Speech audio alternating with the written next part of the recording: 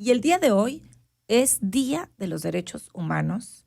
Y bueno, estas fechas también tienen como fin reconocer la labor de las personas ayer, las personas que pues con valentía y determinación protegen los derechos fundamentales de todos y todas. Y hoy, 10 de diciembre, pues se conmemora el Día Internacional de los Derechos Humanos.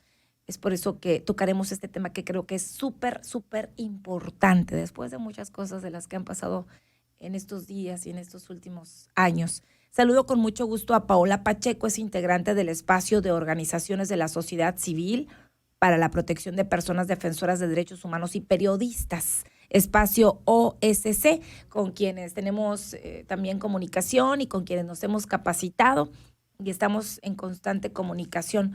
Paola, buenos días. Hola Karina, muy buenos días para ti y tu auditorio. Muchísimas gracias. Ayer compartíamos pues parte de esta conmemoración, el Día Internacional de las Personas Defensoras de Derechos Humanos, y hoy también es un día importante. ¿Por qué hablar de este tema, Paola?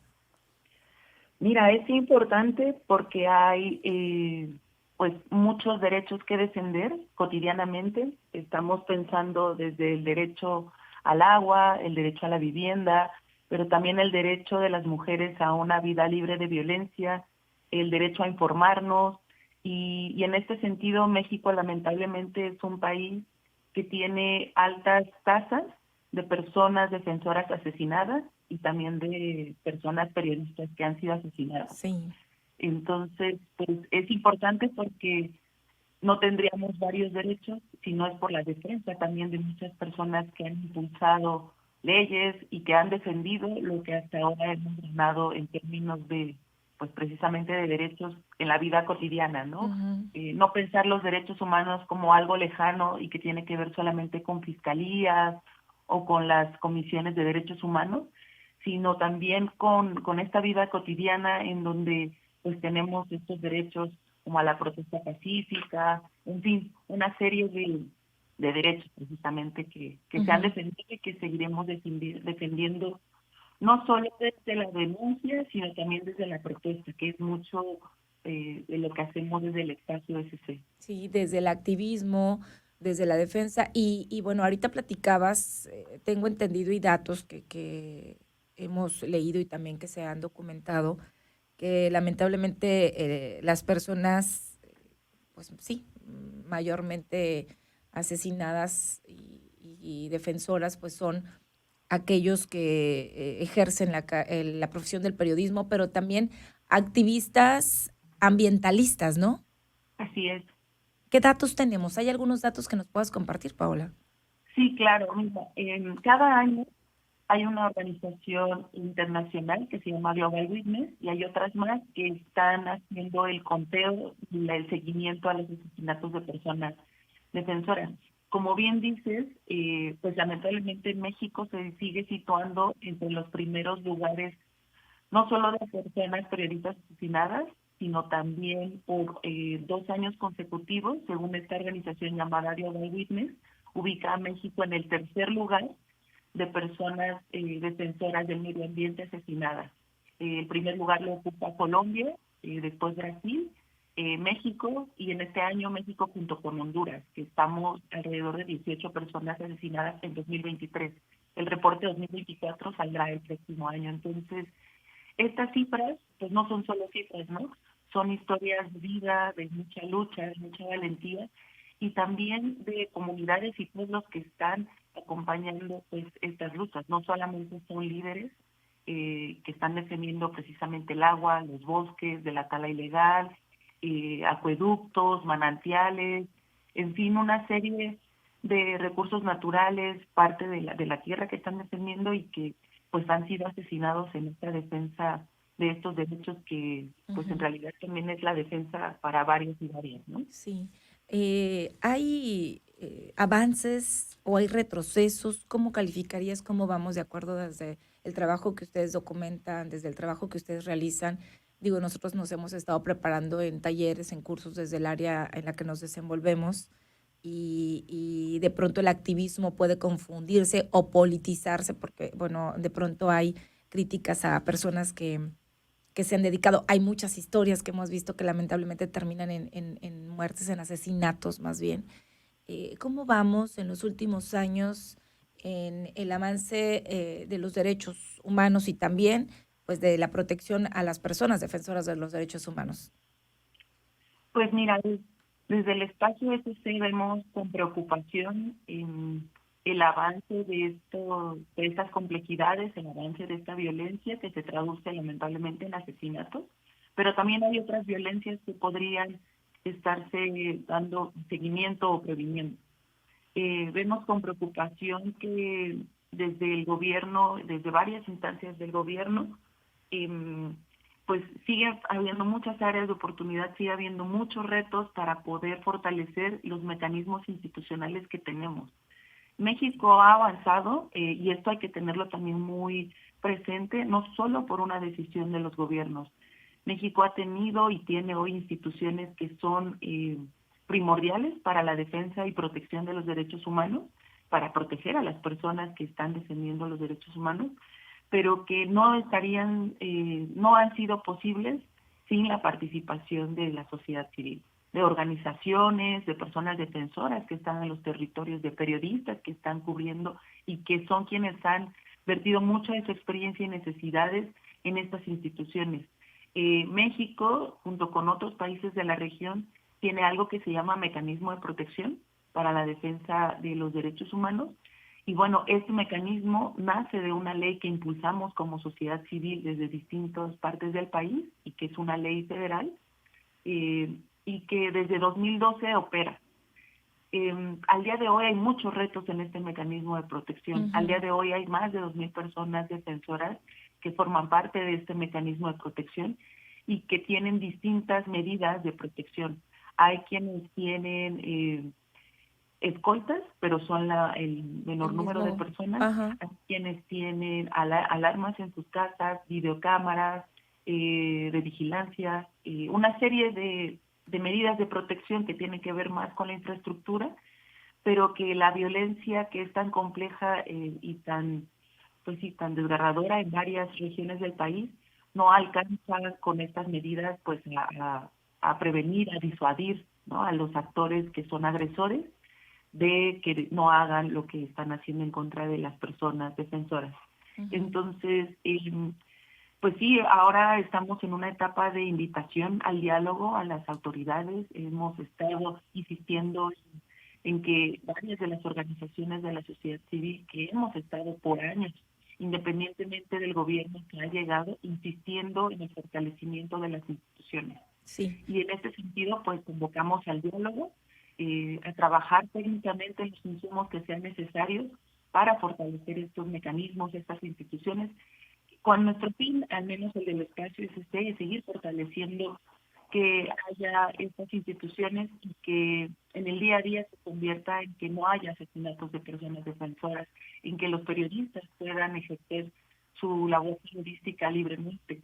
Entonces, pues eso, sí hay muchos retos también porque hay personas defensoras que están en espacios rurales, Sí. que es difícil para ellos poder desplazarse a otra ciudad, poder poner las denuncias, los seguimientos, poder llamar siquiera a la Guardia Nacional o a la Policía Estatal, ¿no? Pues justamente en estados como Sonora, como Chihuahua, que son tan extensos en territorio, pues es complicado dar seguimiento a esto, pero es necesario. Entonces, si atendemos las necesidades colectivas de personas defensoras que son indígenas, que son mujeres, periodistas que están haciendo también radio comunitaria, por ejemplo, sí lo vemos como algo necesario y prioritario, atender desde las distintas necesidades esto que hacen las personas defensoras, que son portavoces de muchas de nosotras sobre la defensa de derechos que afecta nuestra vida cotidiana. Sí, y obviamente hay instituciones, hay personas que en teoría son quienes deben de garantizar, proteger, velar, vigilar y aplicar todo lo que dice la ley para la protección pues de los derechos de las personas y sobre todo de las personas que se dedican a este activismo. ¿Qué hay por hacer aquí? ¿Hay realmente cumplimiento por parte de las instituciones, del personal a cargo, para hacer valer los derechos humanos, que es algo que a lo que todos tenemos derecho, a los que todos tenemos derecho, a los que son los derechos humanos como tal, y a las personas que se dedican a velar y el tema de los derechos humanos también? ¿Cómo se está trabajando? Pues mira, justo nosotros hemos también trabajado mucho y es el mecanismo de protección sabe, Sí. ellos también, ellas como institución tienen datos que incluso nos han presentado en algunos foros estatales hace algunos años, donde se reconoce que el principal sector agresor son funcionarios públicos, ¿no? Lamentablemente. Estamos hablando desde policías, estamos hablando desde autoridades estatales y municipales, quienes agreden y vulneran a las personas defensoras en primera instancia. Entonces es preocupante porque, pues eso, las personas que deberían estar como servidoras públicas son las personas que agreden, que vulneran, que están difamando, que criminalizan a las personas defensoras y a los periodistas. Entonces, ahí tenemos que trabajar mucho en una coordinación entre el municipio, los estados y la federación para generar mecanismos y posibilidades institucionales que estén inhibiendo este tipo de acciones donde pues las personas defensoras no están confiando en las autoridades En las municipales ni en autoridades. las estatales precisamente por eso. Y Y quiénes otro son actor, los que implementan, ¿no, Paola? Perdón, que son los que implementan o tendrían que implementar estos protocolos, pues, de aplicar estos protocolos, pues, a las personas defensoras de derechos humanos. Estos mecanismos sí, de protección son ellos mismos, pues, es como incongruente, pero, pues, son los principales, sí, dices, agresores. claro, es lamentable porque de Ujú. hecho es lamentable y preocupante que, o sea, las personas defensoras no pueden ir a veces con sus autoridades municipales a denunciar, ¿no? O a poner una queja, o a buscar vigilancia, o buscar, bueno, no la vigilancia, pero sí, digamos, la seguridad de las instituciones locales, sino tienen que buscarlo en estos mecanismos, en Sí. este mecanismo federal, porque las agresiones y el riesgo está en sus municipios, está en sus estados.